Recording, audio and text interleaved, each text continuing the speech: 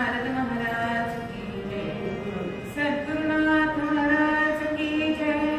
जय जय रघुवीर समर्थ मंगलमूर्ति मौर्य। यदा लंबोदरं हिंदी सतां प्रत्यूह सवितानि, तदा लंबे दयालुं लंबोदरपदाम्। शारदा शारदाम्बोजवदनानदनां सर्वदा सर्वदास्माकं सन्निधिं सन्निधिं। नमस्तस्मै भगवते नारदाय महात्मने, कामक्रोधविहीनाय ऋषीणां प्रवराय च। गुरुर्ब्रह्मा गुरुर्विष्णुः गुरुर्देवो महेश्वरः, गुरुः साक्षात् परब्रह्म तस्मै श्री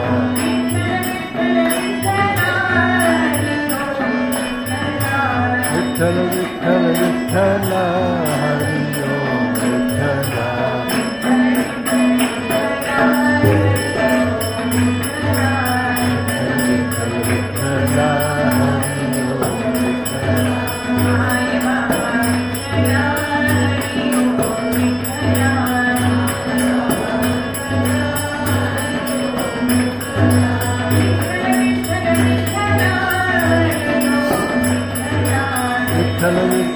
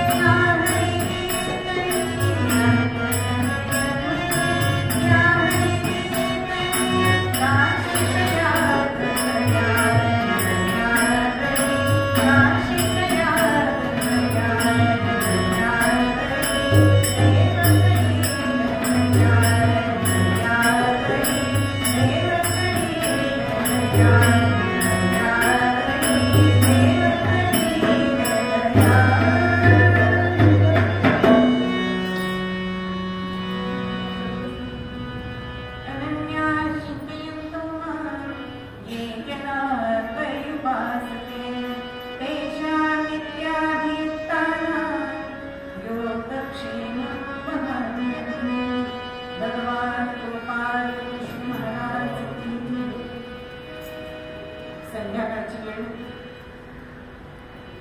आणि खेळून खेळून मुलं दमून आली, भुकेली झाली. हे चित्र हल्ली फार कमी दिसतं, कारण हल्ली मुलं खेळतात ते मोबाईलवरच खेळतात, पटांगणात खेळत. पण हा काळ जुना. अतिशय मुलांना भुका लागली. आईने सांगितलंय, जा हातपाय धुवून या, शुभंकरोती म्हणा, मी तुम्हाला वाढते. मुलांनी हातपाय धुवून धुतलाय, शुभंकरोती म्हटलंय, तोपर्यंत आईने पानं घेतली आणि आता पानामध्ये वाढणार तेवढ्यामध्ये जाऊबाई आले आणि म्हणतात, कडाडू, आज मुलांना वाढायचं नाही. खायला फार आणि भीला फार. कोण होती ही काकू? तर नरसिंह यांची बहिणी मुलीना गौरी. ज्या मुलांना भूक लागली होती ना, त्या नरसिंह यांची मुलं होती. आणि हे बघून नरसिंह मेहता आणि त्यांची पत्नी माणिक गौरी अत्यंत दुःख झाले आणि त्याच पावली ते निघाले.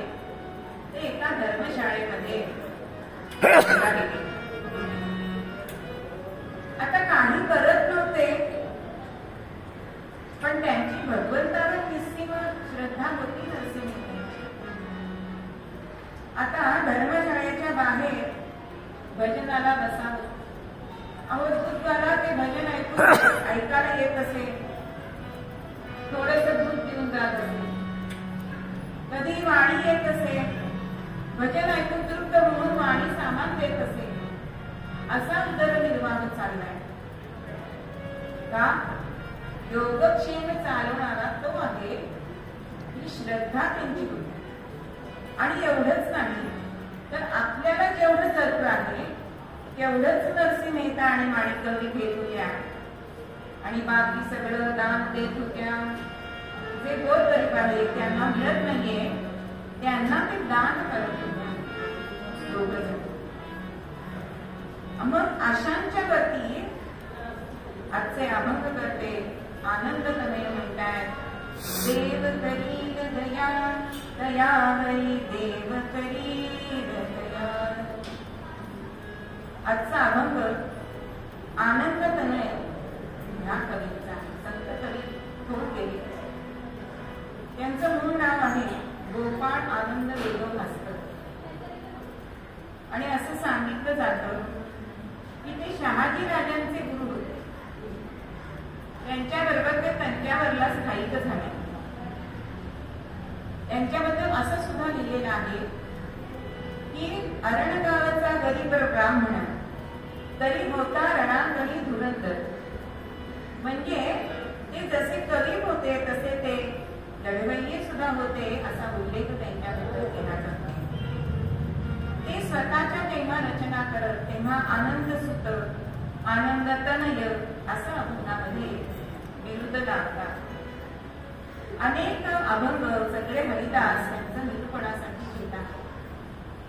आणि कीर्तनामध्ये जी दिंडी प्रकार आहे हा तेव्हा त्यांनी पहिल्यांदा आणले. आणि जसं आर्या मयूरकंठांची, गटाव आहे तो अमृतरायांचा, गवळण धारू हे नाथांचं, तसे ह्यांचं वैशिष्ट्य आहे की दिंडी प्रकार जो आहे कीर्तनातला तो पहिल्यांदा ह्यांनी आणला.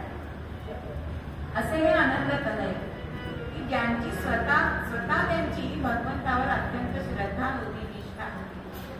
आणि त्याचंच वर्णन ह्या अभंगामध्ये ते करतायत. ते म्हणतायत, स्वपर म्हणून मती न धरी चराचरी निर्मल भाव केला.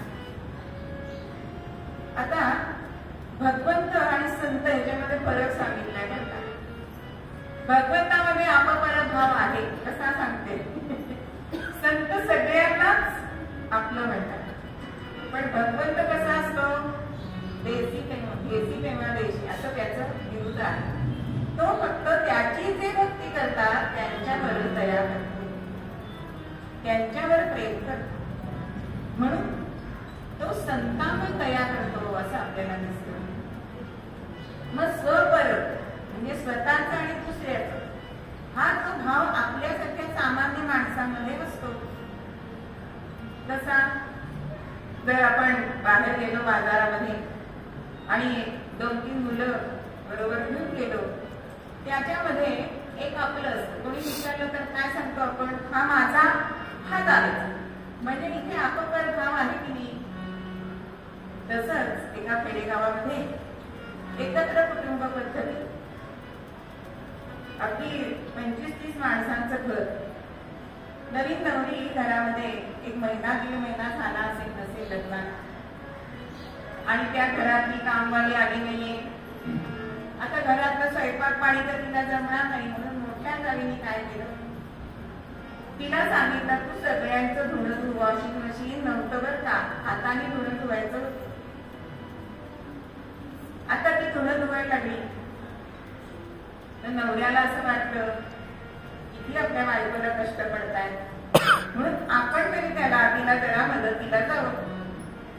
तर ती म्हणजे अहो मला काही कष्ट नाहीये, तुम्ही बसा. अगं असं कसं, एवढ्या 25 जणांचं धुणं धुवायचं म्हणजे काही खायची गोष्ट नाहीये, किती दमशील तू. तर म्हणे अहो मी असं काय करते सांगू का तुम्हाला, फक्त तुमच्या आणि माझ्या कपड्यांना साबणला होते, बाकी त्यांना फक्त पेस. हा अपपर भाव आहे. तर नवरा म्हणतो तुला कोणी सांगितलं असं, बरं कसं तुला सुचलं? हे मला मोठ्या जाऊबाईंनी सांगितलंय. थोडक्यात आपण काय करतो तर अपपर भाव करत असतो. मग हा अपपर भाव करायचा नाहीये, तेव्हा त्याला संत वृत्ती असायला पाहिजे की नाही? मग संत वृत्ती म्हणजे काय? तर जसं चराचरामध्ये जे जे भेटे भूत ते ते मानिके भगवंत, ही जी दृष्टी संतांची असते. जेव्हा रामेश्वराला गंगा वाहण्यासाठी म्हणून नाथांनी नेली, पण इतरांना ते धबधबं दिसतं, पण नाथांना त्याच्यामध्ये रामेश्वर दिसलाच नाही. म्हणजे चराचरामध्ये जो भगवंत भरून राहिलेला आहे तो ज्या संतांना दिसतो त्यांच्यावरती भगवंत खरी दया करत असतो. नाहीतर सगळ्या प्राणी मात्रांवरती भगवंत दया करतोच. डोळ्यांनी बघतो ध्वनी परिसतो, कानी मनी चालतो, जिव्हेने रस चाकितो मधुर गीत वाचे आम्ही बोलतो, हाताने बहुसार काम करीतो, विश्रांती घ्यावया घेतो झोप सुखे फिरून हटतो, ईश्वराची दया. भगवान गोपाल कृष्ण महाराज की जय. पण अशी तरी सगळ्या माणसांवरती भगवंत दया करत असतात, पण तरी सुद्धा संतांवरती त्याची दया जास्त आहे. भगवंत इथे अपपरभाव करतोय, पण संत मात्र अपपरभाव करत नाही. आपल्यामध्ये हा अपपरभाव कसा असतो? महाराजांचं उदाहरण देते की एकदा त्यांच्याकडे एक स्त्री आली आणि सांगायला लागली घरातल्या व्यथा की अहो माझी सून अगदी माझ्या मुलाला ताटाघरचं मानधन केलेलं आहे, बैलोबा झालेला आहे नुसता, तिने म्हणावं आणि यांनी होयबा करावं. महाराजांनी शांतपणे सगळं ऐकून घेतलं आणि महाराजांनी विचारलं तुमची मुलगी सुद्धा याच गावात राहते ना? हो. अहो माझी मुलगी इतकी चतुर शहाणी, नवऱ्याला अगदी मुठीत ठेवलाय, म्हणजे जे सून करते तेच करते ना मुलगी. पण इथे अपपरत भाव आला, म्हणून देवाला आपण जे देतो ना ते कोणत्या भावनेने देतो हे महत्वाचं आहे. जो नित्य असतो, सदा असतो, म्हणजे असं म्हटलं जातं पूर्वीच्या वेळी लक्ष मारले जात असत फुलांचे किंवा दुर्वांचे, तुळशीचे. पण संत असं म्हणतात की 1 लक्ष फुलं वाहण्यापेक्षा एकच फुल लक्ष वाहून जर लक्ष देऊन वाहिलं तर ते देवाला जास्त आवडेल. म्हणून तुम्ही कसं देता हे महत्वाचं आहे. मग असा भाव आपल्याला शबरीमध्ये दिसतो की नाही? दृष्टी गोरे अर्पण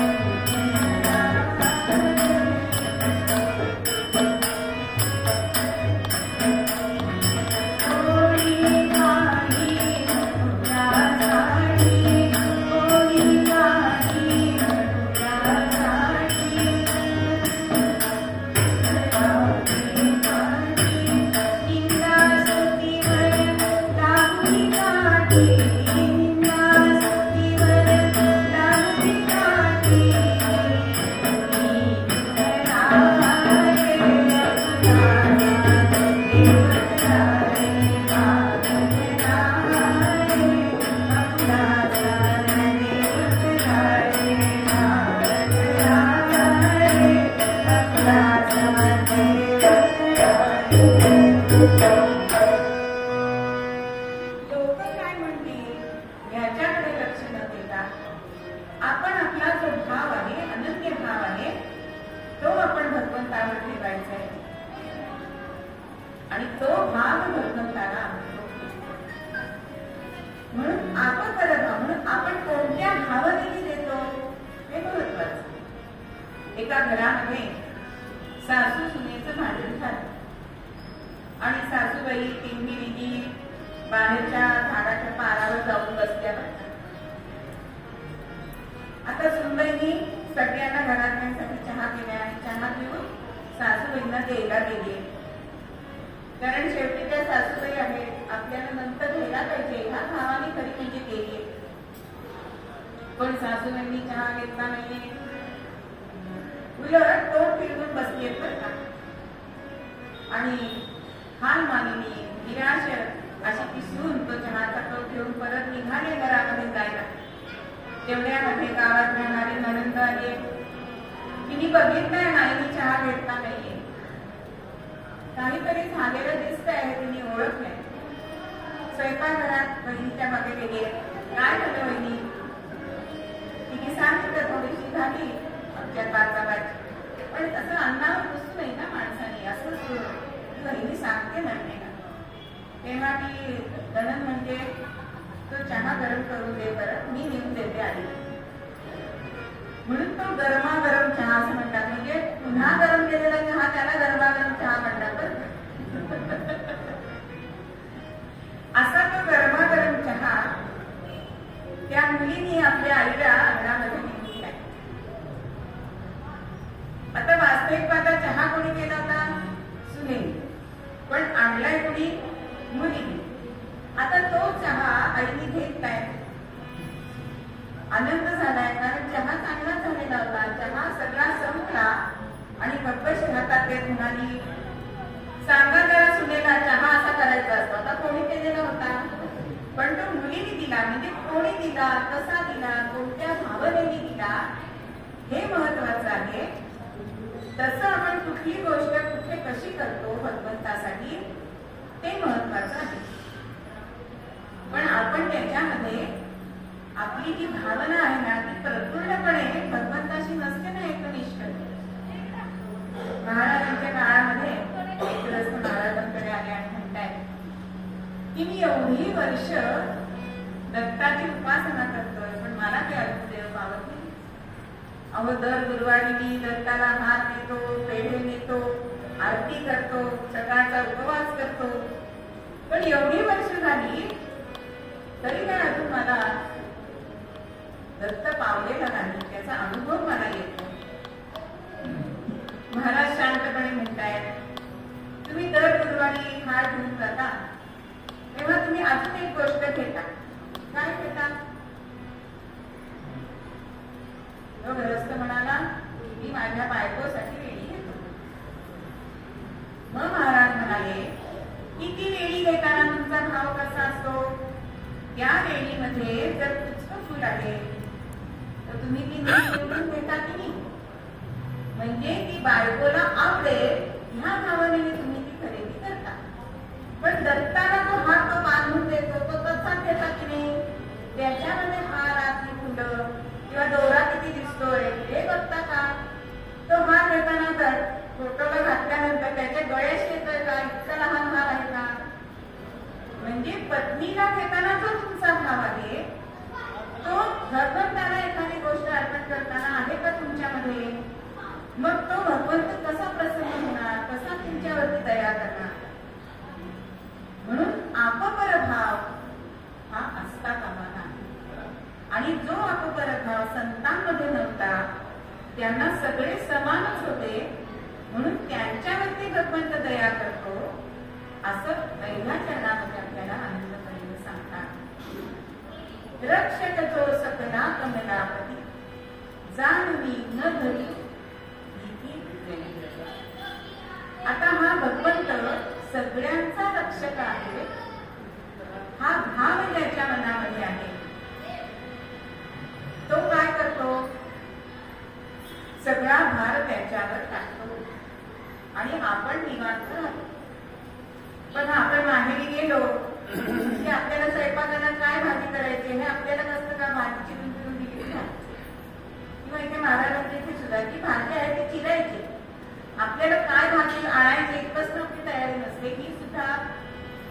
बायकांना विश्रांती असते की नाही, तसं तो सगळं बघणार आहे. ही जर आपण मनामध्ये भावना ठेवली तर आपल्याला चिंता करायची गोष्टच नाही ना. पण आपली गोष्ट कशी होते, त्या म्हातारीसारखी होते. एक रानामध्ये मोळी करण्यासाठी म्हणजे गोळा करण्यासाठी गेलेली स्त्री म्हातारी आणि मोठा असा भारा घेऊन चाललेली होती. आता त्याच रस्त्याने एक गाडीवान येत होता. त्याला असं वाटलं गाडी आपली बैलगाडी रिकामीच आहे, ह्या आजींना घेऊया आपण, म्हणजे त्यांचंही जरा चालणं कमी होईल, एवढा भारा त्यांच्या डोक्यावरती आहे. म्हणून गाडी त्यांच्या पुढे घेतली आणि म्हणाले तो आजीबाई बसा माझ्या गाडीत. आता आजीबाई गाडीत बसलीये. गाडीवान गाडी चालवायला लागलाय आणि वळणावरती त्याचं सहज लक्ष मागे गेलं. तर आजीबाईंकडे बघितले आणि तो हसायलाच लागलाय मनामध्ये. का? अहो आजीबाई गाडीत बसलीये पण ती मोळी खाली उतरवून ठेवली नाहीये, तो भारा तसाच्या तसा आपल्या डोक्यावर ठेवलेला. तसं आपण चिंतांचं ओझं हे आपल्यावर धरतो. मलाच हे करायचंय, माझ्याशिवाय हे होणार नाही, अशी आपली वाक्य संसारामध्ये असतात की नाही. पण जो खरा भक्त आहे, जो भगवंताशी अनन्य आहे, तो मात्र असा नसतो. सगळा भार हा देवावरती टाकलेला असतो आणि तो करेल ते आपल्या हिताचंच असणार आहे, हा भाव त्याच्या मनामध्ये असतो. असा हा रक्षक असणारा भगवंत, त्याच्याशी आपण अनन्य राहिलो ना की आपला योगक्षेम तो चालवतोय. कारण त्यांची भावना काय असते की ज्यांनी चोच दिली तो चारा देईल ना. पण आपल्याला काय वाटतं, आम्ही कमावल्याशिवाय आम्हाला काही मिळणार नाही. पण संत असं करतात का? ज्यावेळी राम मंदिर बांधणं चालत होतं आणि मजुरीला पैसे नाही, महाराजांनी काय केलं, अगदी दाखवली झाडून, बघा माझ्याकडे काही आहे का. पण भार कोणावर होता? रामरायांवरती होता. आणि अचानक एक व्यापारी आलाय आणि त्यांनी सगळ्यांच्या जेवणा खाण्याची व्यवस्था केली आणि शिवाय मजुरी सुद्धा देता आली. असा भाव जर आपण भगवंतावर ठेवला की तोच चालक मालक आहे. म्हणून संतांची भावना कशी असते,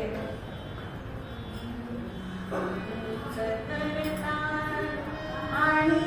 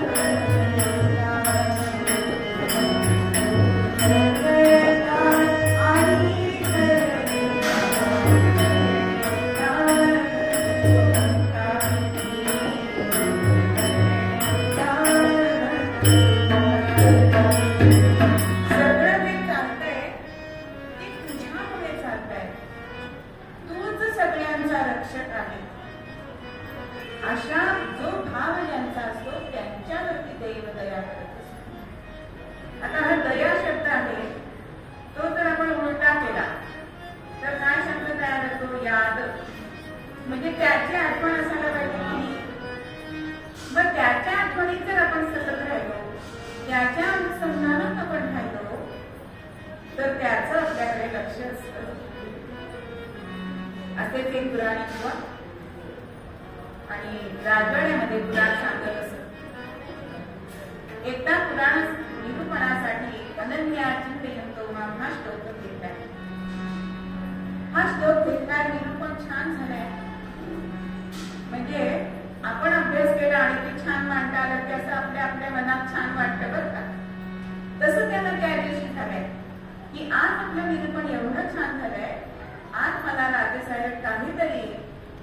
मोठी अशी बिदाणी देती, बक्षीस देती. आणि प्रवचन संपलंय, पुराण संपलंय आणि राजेसाहेबांच्या जवळ ते पुराणिक बुवा आले.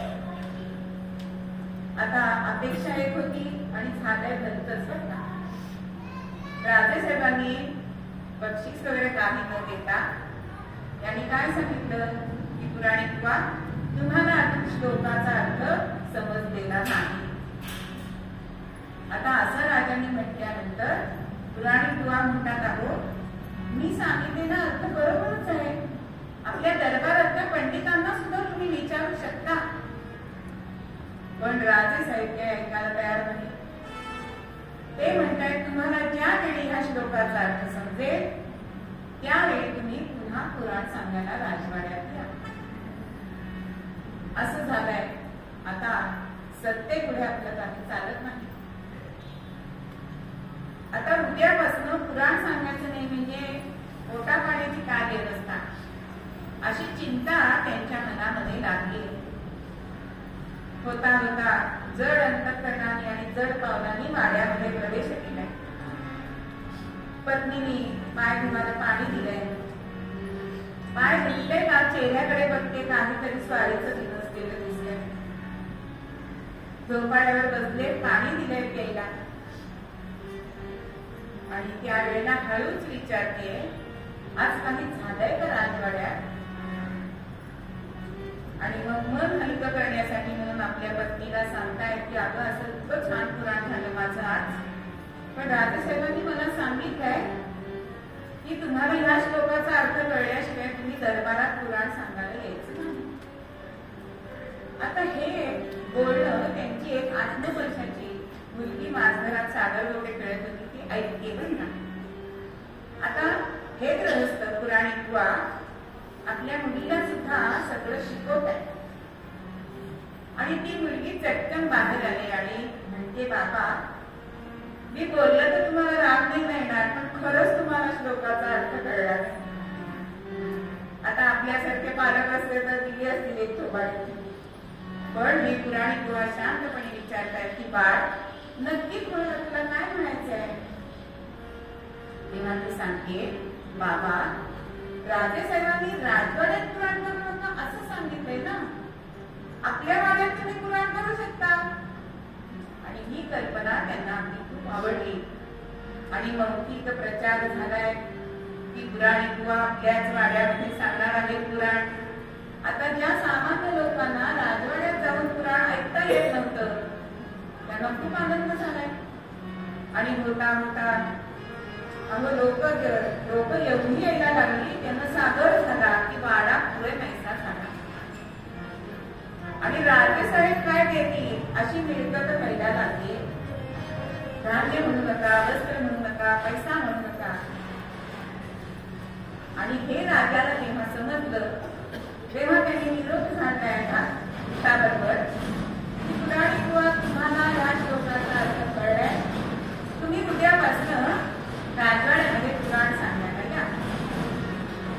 पण पुराणिक बुवांनी त्यांना उत्तर पाठवलंय, ज्यांना पुराण ऐकायचंय त्यांनी इथे ऐकायला यावं. म्हणजे योगक्षेम राजा चालवत नाहीये तर तो भगवंत चालवतोय असा जेव्हा भाव तुमचा होईल त्यावेळी तो तुमच्यावर दया करणार आहे, तो तुमचं रक्षण करणार आहे. कितीही आपण प्रयत्न केला तरी एखादी गोष्ट आपल्या हातून नाही घडत, पण ती त्याच्या मनात असली ना तर ती घडते. त्यावेळी कोयनेच्या इथे भूकंप झाला, घरात ओली बाळण केली, सासूबाई मंदिरामध्ये गेलेले आहेत आणि 15-20 मिनिटांमध्ये आपलं स्नान होईल म्हणून ती आई स्नानाला गेली आहे. आता पूर्वीची घरं मोठी, बाळंतणीची खोली कुठे, न्हाणीघर कुठे, आणि इतक्यामध्ये तिला आवाज झालाय की काहीतरी कोसळलंय, आपलं बाळ एकटं आहे. लगबगीने आले पण तिला सगळ्या लोकांनी रोखलंय तू जाऊ नको, कारण ती बाळंतणीची खोली पूर्णपणे पडलेली होती, भिंती पडल्या, छप्पर पडली, कौलं पडली. पण ज्या वेळेला हे भूकंपाचे धक्के कमी झाले त्यावेळेला ते सगळं बाजूला केलं तर तिचं बाळ उठीच रक्षक जो सकला कमला. म्हणून असं म्हटलं की नाही की देव तालिकेला कोण मारी, तुम्ही किती जमजम पठाणा पण ते होत नाही. पण हा भाव असला पाहिजे. मग हे जो जाणलो आणि मनामध्ये भीती धरत नाही त्याच्यावरती भगवंत दया करत असतो. पण आपल्या मनात कसं येतं, आपण रेल्वेने प्रवास करत लागलो समजा तर असं वाटतं की कोणी बॉम्ब तर ठेवला नसेल, कारण भीत्या पाठी दंबराची. विमानात प्रवास करायला झाला तर काय वाटतं, पडणार तर नाही, ऍक्सिडेंट होणार नाही. मग असं असेल तर खरंच होतं की ते, पण तो आपला पालन करता आहे, त्याला आपली काळजी आहे असं जर आपण मनामध्ये ठरलं तर तो आपल्यावर नक्की दया करतो. आणि शेवटच्या चरणामध्ये आनंद तनय सांगताय, आनंद तनय म्हणे या हरी कीर्तनी काशी प्रयाग गया.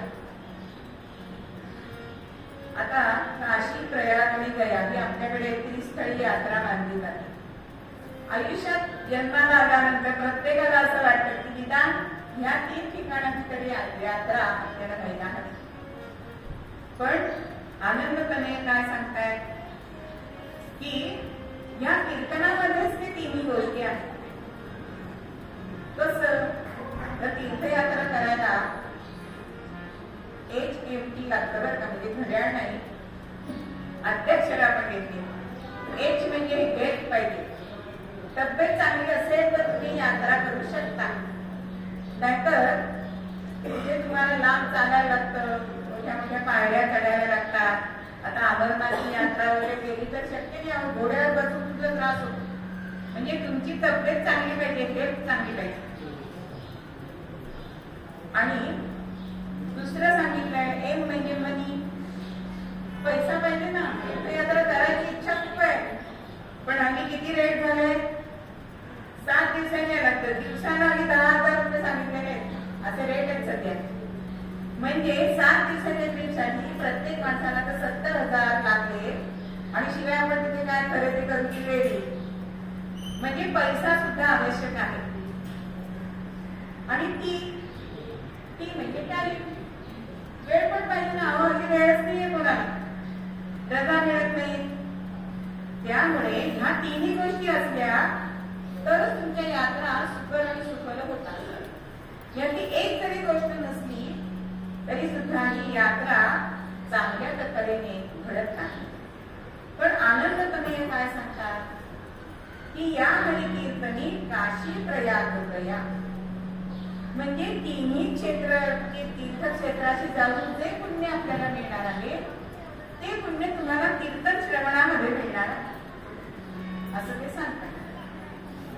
इतकी कीर्तन भक्ती ही श्रेष्ठ सांगितलेली आहे. पण कीर्तनाला यायला हल्ली कोणाला नको असतं, त्यात काय ऐकायचंय असं असतं. पण पूर्वी कीर्तन हे समाज प्रबोधनाचं एक क्षेत्र होतं. आणि पूर्वी आजी आजोबा आपल्या नातवंडांना सुद्धा घेऊन येत असत बरं का. याचं मला प्रत्यंत तिथे आलं. त्यावेळी मी ठाण्याला महिनाभर कीर्तन करत होते. माझी तिथे आई कीर्तन करत होती तिथे. तर एका मुलीने अशी माझी ओळखी भरली, 30-35 वर्षाची असेल, आणि ती तिच्या आई बरोबर आली होती. आणि तिने मला सांगितलं की तुमच्या आईचं कीर्तन मी आजी बरोबर येऊन ऐकलेली आहे बरं का. म्हणजे छोटी मुलगी हसते बरं का, मला दिसली. म्हणजे कीर्तनाला आपल्या मुलांना नातवंडांना न्यायला पाहिजे. पण आम्ही ज्येष्ठ नागरिक सिरियल बघत बसतात आणि कीर्तनाला लोकसंख्या कमी आहे. मकरंदवांच्या एका मुलाखती, मकरंदवर आंबासीचे आहेत, त्यांच्या मुलाखतीमध्ये मी ऐकलं होतं. त्यांना विचारलं होतं की कीर्तनाला किती गर्दी असायला पाहिजे. तेव्हा त्यांनी ते उत्तर दिलं ते मला अगदी पटलं बरं का. त्यांनी सांगितलं क्रिकेटला जशी गर्दी असते तशी कीर्तनाला गर्दी झाली की लोकांना कीर्तन आवडत आहे असं समजायला हरकत नाही. मग अशा या कीर्तनामध्ये काशी प्रयाग गया, आणि ह्याच्यामध्ये खर्च पण नाहीये. अगदी बसायला पण खाली लागत नाही, खुर्च्या असतात. म्हणजे देहाला पण कष्ट नाहीये.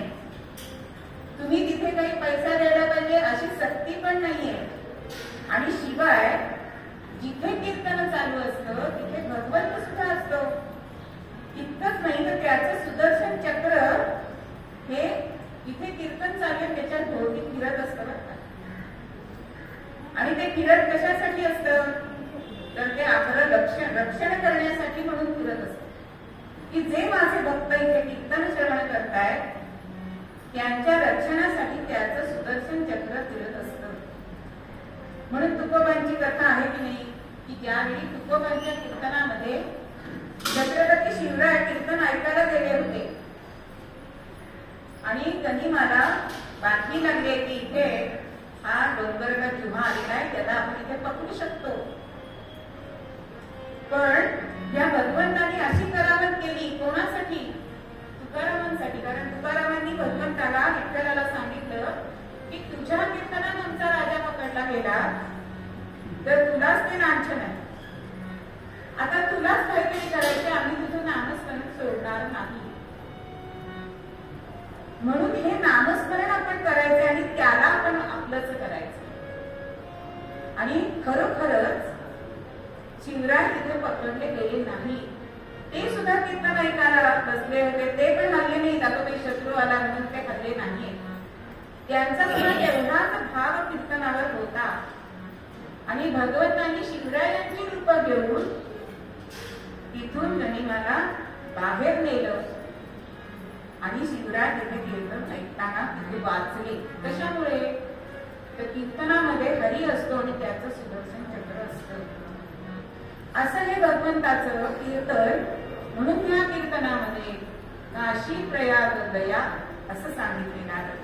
म्हणून तुम्ही कीर्तन श्रवण करा म्हणजे त्याच्यावर सुद्धा भगवंत हा दयाच करणार आहे.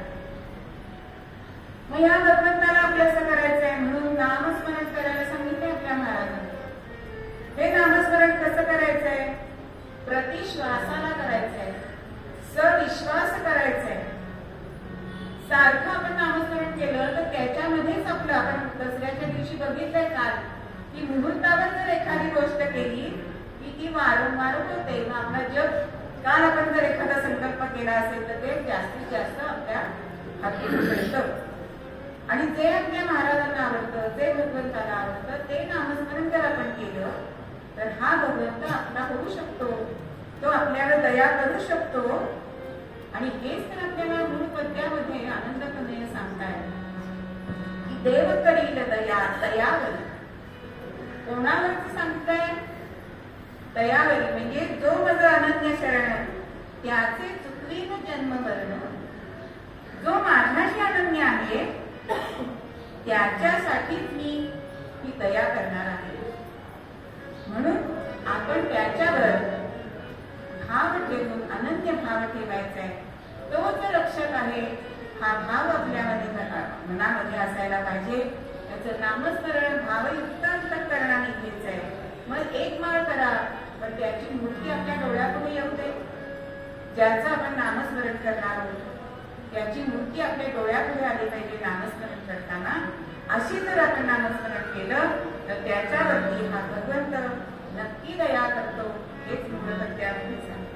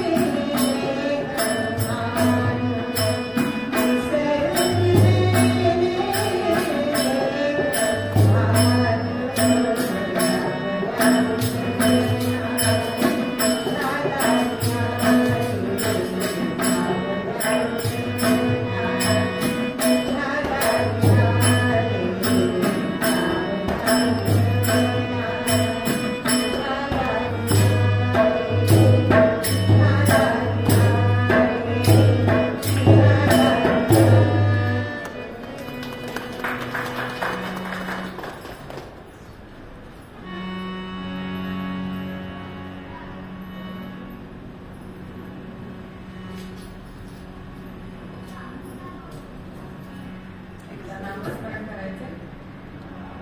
आता आणि नाम करूया घोष नामाचा.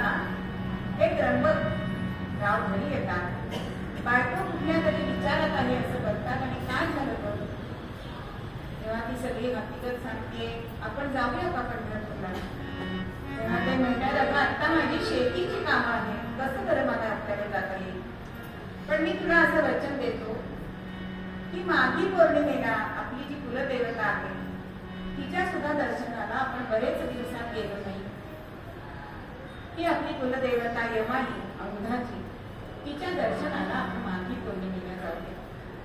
मनामध्ये आनंद होतोय आणि दिवस चालले. हे त्र्यंबकराव विसरून गेले कामाच्या नादामध्ये.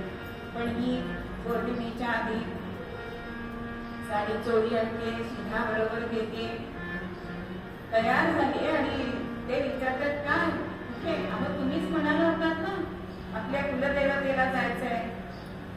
आणि कुलदेवतेला ते दोघं जण तिथे जातात आणि त्या भगवतीकडे बघून यांच्या मनात असा विचार आला की आणि त्या मातेला सांगितलंय की तुझ्या कृपेने सगळं जरी छान असतं तरी पोटी संतान नाही, वंशवाद नाही, तर तुझा आशीर्वाद असल्याशिवाय ते होणे नाही. म्हणून ते त्यांचा निश्चय सांगतात.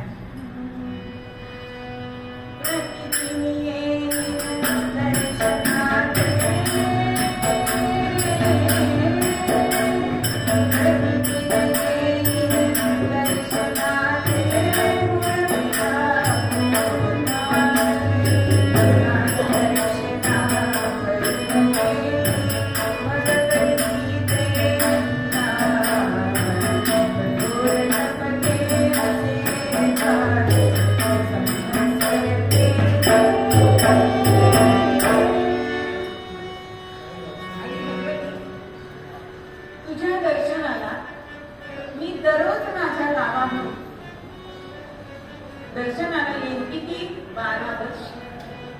ऊन नाही, वारा नाही, पाऊस नाही.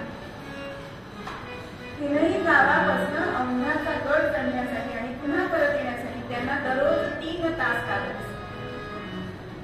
आणि असा त्यांनी संकल्प केला या मातेपुढे. आणि नेमाला सुरुवात झाली. नेमामध्ये खंड नाही, कारण भगवतीशी अनुसंधान होता होता 11 वर्ष झाले. घड्याळ पुढे पडतं, त्यामुळे आपल्याला 11 वर्ष लगेच 2 मिनिटात कळलं. 11 वर्ष झाले आणि 2-3 महिने झाले असतील. आणि या यमाई भगवतीच्या कृपेने या लक्ष्मीबाईंना त्या गर्भवतीने आनंद झाला. इतक्या वर्षांनी घरात पाळणा घडला. आता नेम करायला सुद्धा आनंद वाटू लागला, कारण जसं आपण भगवतीला वचन दिलंय तसं ती पण पाळली. होता होता 7 महिने झाले. कोल्हापूरला राहणारी आपली बहीण पक्का तिला बोलवलंय. तिने पण हौसेने आपल्या बहिणीचं डोहाळजेवण केलंय आणि दादाला हक्काने सांगते की बहिणीच्या माहेरचं कोणी नाहीये, तर बाळपण मीच करेन, बरं तू मला निरोप घ्या. आता दिवस चाललेले आहेत. आता अक्काने सांगितल्याप्रमाणे त्र्यंबकराव बहिणीकडे एक माणूस पाठवत आहे आणि ती म्हणते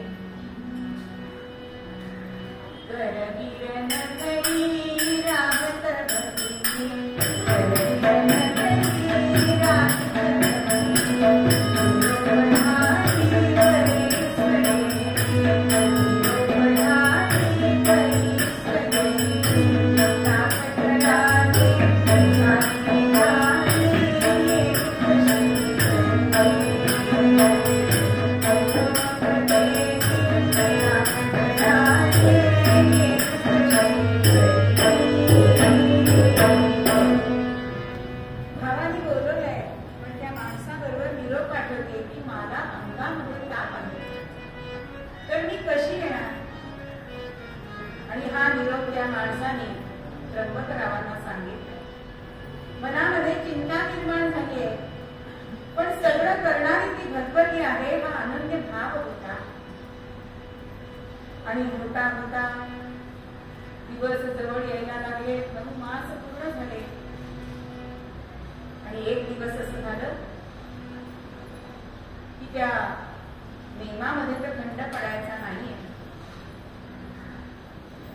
त्र्यंबकराव तिला म्हणतायत की तू जर श्रीमंताकडे पडली असतीस तर आज त्या भिंतीला दासदासी असती, घरात माणसं आपल्या असती, मला चिंता नसती लागली. पण तेव्हा ती म्हणते अहो असं का म्हणता, दासदासी असून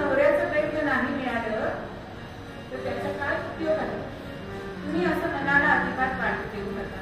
आणि वंश येणार होते ना असं बातचीत चालली आहे. आणि तो दिवस येऊन भेटलाय त्याच्या आधी ती सांगते,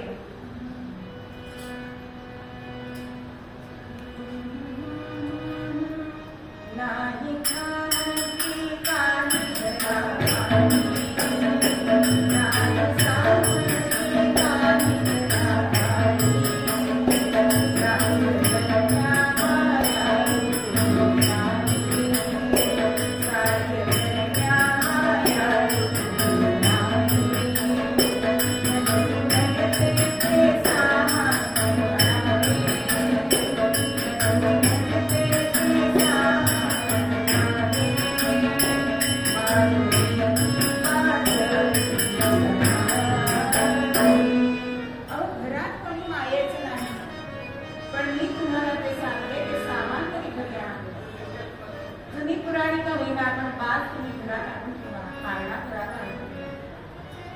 किराणा माल आणून ठेवा. आणि ती म्हणते आज तुम्ही गेला नाही तर चालणार नाही का? त्र्यंबकराव म्हणतायत, अगं आज माझा शेवटचा दिवस आहे नेमाचा. 12 वर्ष आज मी गेलो ना की भगवतीला दिलेलं वचन पूर्ण होणार. अगं मी शेजारच्या काकूंना सांगून जातो, त्या येतील तुझ्याकडे. आणि नेमाचा खंड नको म्हणून भगवंतावर त्या यमाईवरती सगळा भार टाकलाय. माझ्या पत्नीची तू काळजी घेणार आहेस असं सांगून नित्याप्रमाणे त्र्यंबकराव निघाले. इकडे शेजारी महिला सांगून गेले, ती पण सांगते अहो आज कशाला जाता. आणि शेजाऱ्यांना असं वाटत असतं बरं का, कशाला खंडात पडायचंय. बघती त्यांचं ते आधी तर ही वृत्ती झालेली आहे. आता मात्र घरी पती नाही, एकटी घरामध्ये लक्ष्मी. आणि त्या भगवतीची प्रार्थना करते की आता मला या प्रसव यातना सहन होत नाही. तुला तर माझी कणव येत नाही का ग? तू सगळ्यांची चिंता वाहतेस, मग माझ्याकडे तुझं का दुर्लक्ष? अशी ती प्रार्थना करते. आणि ही तिची करुणावाणी त्या यमाई आईच्या कानावर जाते. आणि मग तिने रूप घेतलंय आपल्या त्या अक्काचं, म्हणजे त्र्यंबकरावांच्या बहिणीचं रूप घेतलंय. आणि नुसतं रूप घेऊन आली नाहीये बरं, बाळणपणाची सगळी तयारी घेऊन आली. अहो बाळ करून आणावं लागतं, त्या सगळ्या मुळे आणले, तुपाचे डबे भरून आणले, डिंकाचे लाडू भरून आणले, पिठ्याचे लाडू करून आणले. कारण झगडी टोपी हे सगळी सामग्री घेऊन ही यमाई तिच्या नंदेच्या रूपामध्ये तिथे आली. वंश आलेत म्हटल्यानंतर ही मनाने शांत झाली आहे. अहो भगवतीच ती, तिचा स्पर्श होता क्षणी बाळंतपण सुलभ झालाय, पुत्र रत्न प्राप्त झालं. आणि इकडे हे जे तिने येऊन औंधाला गेले तर त्या भगवतीपाशी गेले आणि इतका पाऊस पडायला लागला आणि तिथेच ते 10-12 दिवस अडकून पडले. पण भार होता त्या आपल्या यमाई मातेवरती. इकडे यमाई नंदीच्या रूपामध्ये सगळं करते. बाळंतिनीला बाळाला अंगाला लावणं, त्याची मृतरी घाबोरी धुणं, तिला अंगाला लावणं, तिला स्नान घालणं आणि सगळं धुणं घेऊन नदीवर धुणं धुवायला जाणं. होता 12 दिवस झाले. आणि 12 दिवस झाले, बाळाचं बारसं करायचं ठरवलंय. मोठा घाट घातलाय नंदेनी, सगळ्या गावाला जेवायला बोलवलंय. मोठा नामकरण विधी केलाय. आणि पाण्यात घातलं की बारसं करायचं. नामकरण विधी आपल्याकडे सांगितलेला आहे, होम हवन आहे. हे आधी कोणाला माहितीच नसतं, म्हणून जाता करता सांगायचं. असं नामकरण विधी केलाय, गाव जेवण घातलंय. आणि लोकांना जेवण चांगलं असतं ना की समारंभ छान झाले. मग ते लग्न असो, बारसं असो, विधी असो, कार्य कसं झालं, जेवण छान होतं. आणि सगळे जण कौतुक करत हे जात आहे. आणि तेवढ्यामध्ये हे त्र्यंबकराव येताना दिसले. आता त्यांच्या गोष्टी कानावर पडले. ही लोक सुद्धा म्हणतात, अहो एवढा बरचा कार्यक्रम, तुम्हाला मुलगा झाला आणि तुम्ही केलं अशी सगळी वर्णन ते ऐकतात आणि दत्तगिनी घरी आले. घरी आपल्या पत्नीला बघितलंय, पुत्रमुख बघितलंय, पिता झाल्याचा आनंद त्यांच्या चेहऱ्यावर दिसून आला. सगळी चौकशी केली आहे आणि ते म्हणताय की कोण आलं होतं? अहो कधीच द्या असं त्या लक्ष्मीबाई सांगतायत. तर म्हणे बाळाला बघितलं, तुला बघितलं, पण आत्ताला कुठे दिसत नाही ती. कुठे गेली ती? अहो आत्ताच बाळाचा डोळा लागला म्हणून त्या धुणं घेऊन नदीवर गेले. तुम्हीच त्यांना बघायला जा ना, तुम्हाला भेट त्यांची घ्यायची ना, त्या घरी येईपर्यंत तुम्हाला धीर नाही तर नदीवर बघायला जा. म्हणून एक त्र्यंबकपंत नदीवर जात आहे, पण आत्ता कुठे दिसत? धुणं दिसतंय पण आत्ता कुठे दिसेना. आणि मग त्यांच्या मनाने जाणले आणि घरी परत आले आणि पत्नीला म्हणताय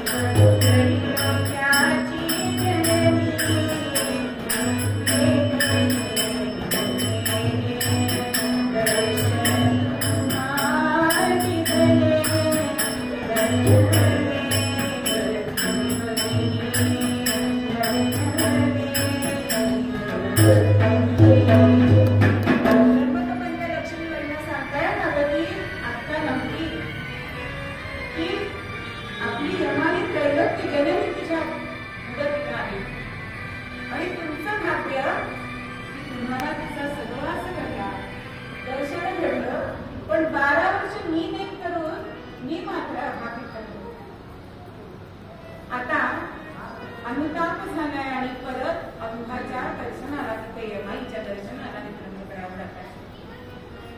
7 दिवस उपोषण केले दर्शन मातेचं होण्यासाठी. शेवटी त्या उपासनेला ही भगवती यमाई प्रसन्न झाली.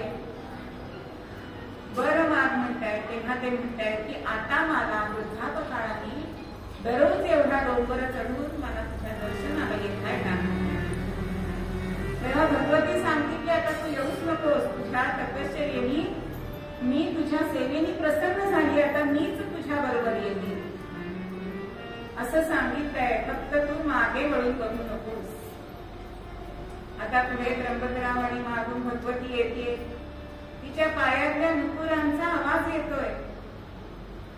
अहो गावापाशी आली आहे आणि माणसाचं मन मोठं कसं असतं, खरंच येते का भगवती म्हणून मागे वळून बघितले आणि तिथेच भगवती मुक्त झाली.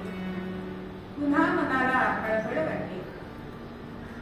पण स्वप्नामध्ये भगवतीने दृष्टांत दिलाय की जिथे गाय स्वतः आपला पाना सोडेल तिथे माझं वास्तव्य आहे. मग जिथे गायीने आपले दुधाच्या धारा सोडल्या तिथे भगवतीची पावलं निर्माण झाली, तिथे प्रकट झाली आणि तिथे ह्या त्र्यंबकरावांनी तिचं मंदिर बांधलंय. ह्या अमनाची 2 पीठं सांगितली, म्हणजे एक मूळ पीठ जे डोंगरावरती आहे आणि त्र्यंबकरावांसाठी जी भगवती आहे गावामध्ये, तिचं हे गावामध्ये मंदिर आहे. तिचं मोठं मंदिर त्यांनी बांधलं. त्यांचा मुलगा पुन्हा त्याचं नाव पुरुषोत्तम ठेवलेलं आणि ह्या पुरुषोत्तमाने सुद्धा या भगवतीची अत्यंत अनन्य भावाने सेवा केली. पुढे तेच पंतप्रतिनिधी झाले. आजही ते देऊळ तिथे आहे. म्हणून गावातलं देऊळ आणि डोंगरावरचं देऊळ या दोन्ही ठिकाणची भक्त दर्शन घेत असतात. मग जसा या त्र्यंबकरावांचा या भगवतीवरती अनन्य भाव होता, त्यांनी आपला नेम चुकू दिला नाही. जे भगवंताला त्या मातेला जे वचन दिलेलं होतं ते वचन त्यांनी पूर्ण केलं. पत्नीची चिंता तिच्यावर ठेवली. हा रक्षक जो सकला कमला, अशी त्याची जी भावना होती त्र्यंबकरावांची, त्याच्यामुळे भगवती ही खंडेच त्याच्या बहिणीचं रूप घेतली आणि सगळी कामं केली. आणि त्यामुळे या त्र्यंबकरावांना तिचं दर्शन झालं. त्यांच्यासाठी भगवती प्रत्यक्ष त्यांच्यासाठी गावामध्ये येऊन उभी राहिली. असं जर आपण अनन्य भाव ठेवला, अपपर भाव केला नाही, तर आपल्याला सुद्धा जशी त्र्यंबकराला पर्याय माईने दया केली तशी आपल्यावर का बरं भगवंत करणार नाही? पण तो अनन्य भाव आपल्यामध्ये यायला पाहिजे, तेवढा आपण त्याच्यावर चिंता टाकल्या पाहिजे की तो चिंता निवारण करणारा असतो. आणि म्हणूनच मूळ पद्यामध्ये आपल्याला आनंद नैवेद्य सांगतात की असा तुम्ही भाव ठेवा, मग त्याच्यावर देव दया केल्याशिवाय राहणार नाही. देव करील दया, दयावरी देव करील दया, दयावरी देव करील दया, दयावरी देव